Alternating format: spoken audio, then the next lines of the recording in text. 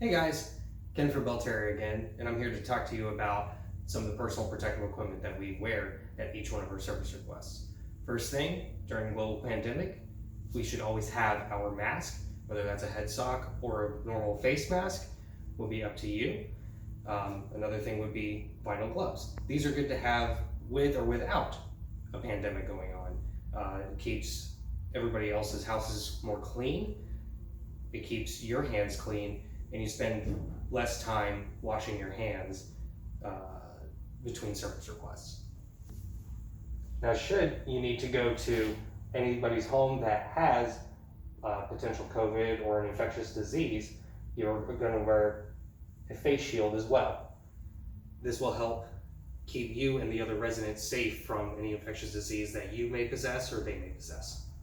Another set of equipment that I feel like should be included in your personal protective equipment, or PPE, is your lockout tagout procedure. So that way nobody can turn on breakers, nobody can turn on valves unless you do that yourself. Now I'm going to show you how you properly enter somebody's home. Remember, it is their home.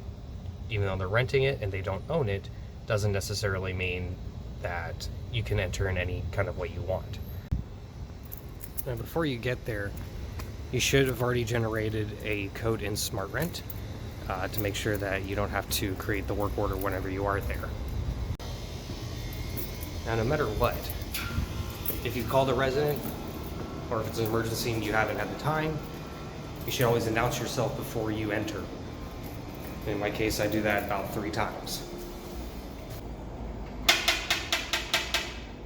Maintenance.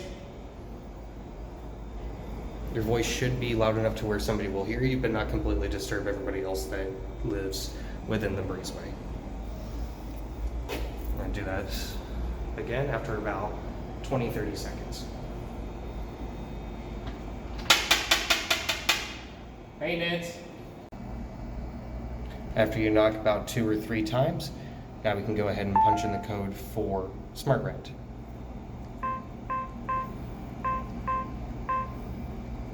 And that check mark,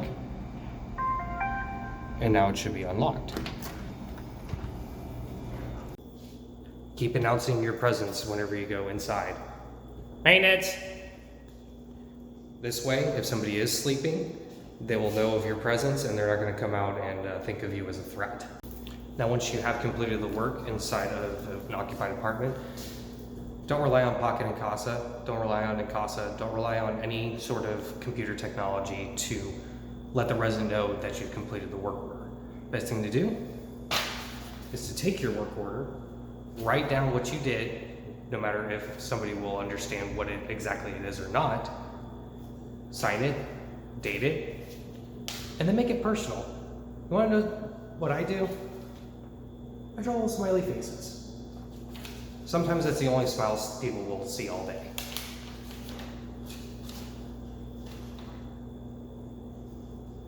Cute. Now let's say that resident is home and they tell you, oh hey, by the way, while you're here, can you change my dining room light? It's out. I try to live by the 2 to 5 minute rule. If something takes between 2 to 5 minutes to do, you may as well do it then and then add it onto the work order whenever you are about to complete it. Now let's say that you had a leak in the ceiling and you're going to need to call a painter out to repair that ceiling.